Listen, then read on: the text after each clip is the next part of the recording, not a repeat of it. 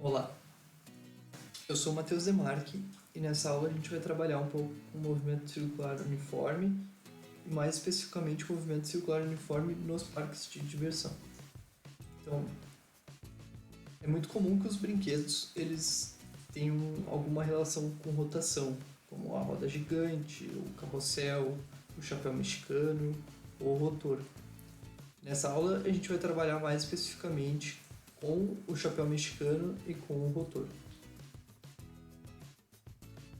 Então, a gente vai ver quais são as forças, as velocidades, as acelerações que estão envolvidas nesses brinquedos.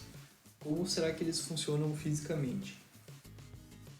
O primeiro brinquedo que a gente vai ver são os rotores.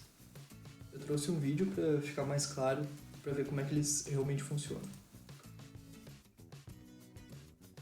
Bom, eles entram em uma cápsula, em um lugar, e essa cápsula ela gira em torno do próprio eixo. Então ela começa a aumentar a velocidade de rotação, tanto a velocidade angular como a tangencial, e depois dela atingir uma velocidade crítica, o chão sai debaixo dos pés e eles ficam grudados na parede.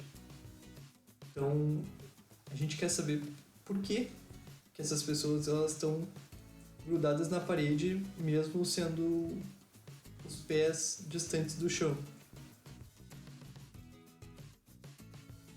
Então vamos tentar ilustrar melhor como é que funcionam essas forças.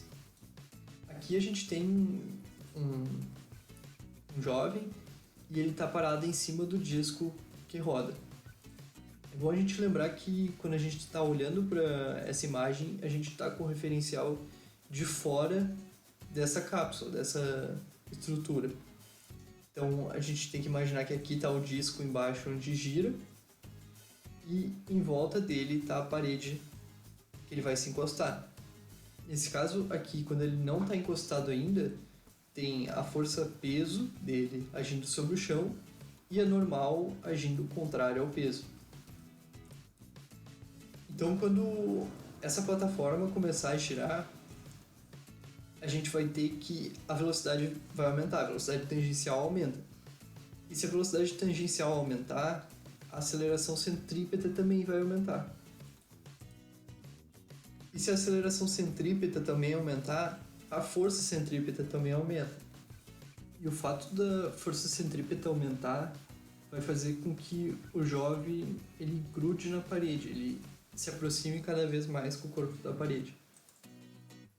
Então, agora ele tocando o corpo na parede vai criar uma força normal que foi causada por essa força centrípeta.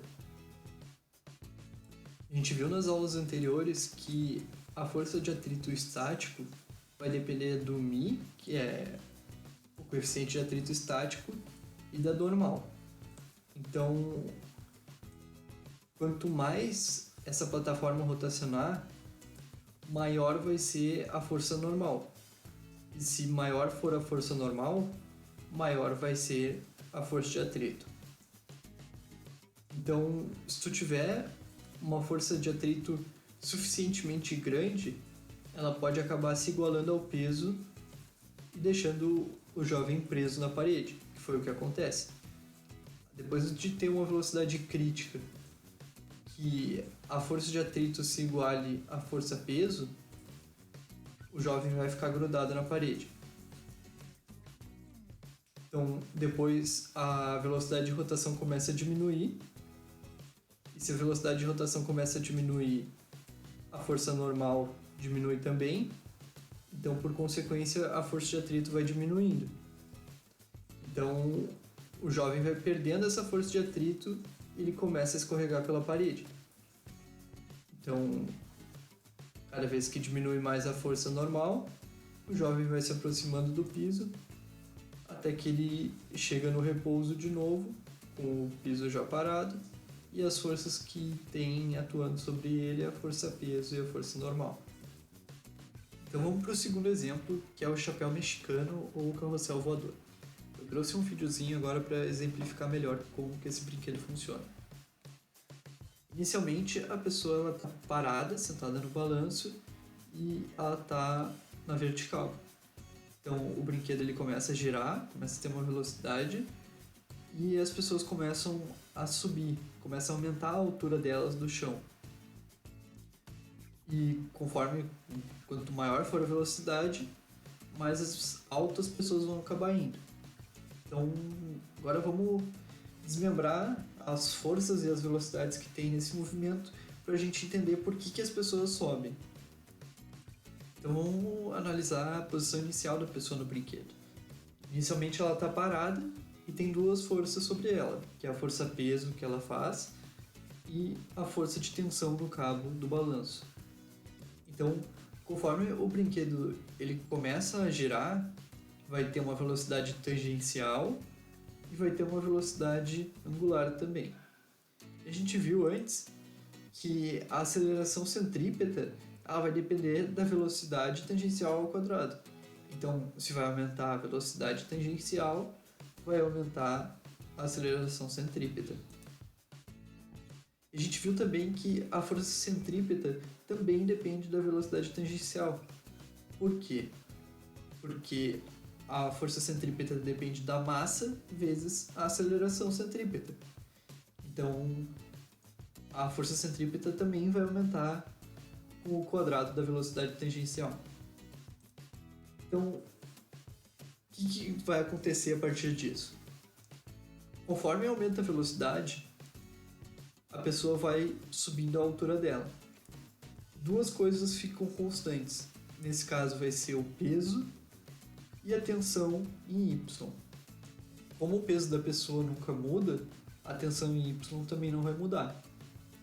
Só que a gente desmembra essa força de tensão nos dois eixos, tanto no eixo Y como no eixo X. E a tensão no eixo X ela vai ser igual à força centrípeta, porque a força centrípeta ela sempre aponta para dentro. Então, quanto maior for a velocidade, mais essa pessoa vai subir, porque o peso não vai variar, a tensão em Y vai ser igual ao peso, que não varia também, mas a tensão ela aumenta por causa da velocidade, e a velocidade aumentando vai aumentar a força centrípeta. Com o aumento da força centrípeta, a pessoa vai cada vez mais alto. Então, esse brinquedo, na verdade, ele é bem parecido com o anterior, só que o anterior, em vez de tu poder ter esse distanciamento, tu poder aumentar ou não a altura, tu tem a parede que te impede desse movimento. Mas a ideia é a mesma, porque tu acaba grudando mais na parede e aí, em vez de tu grudar na parede, tu acaba aumentando tua altura em relação ao chão. Então, por essa aula é só. Muito obrigado por assistirem e até a próxima.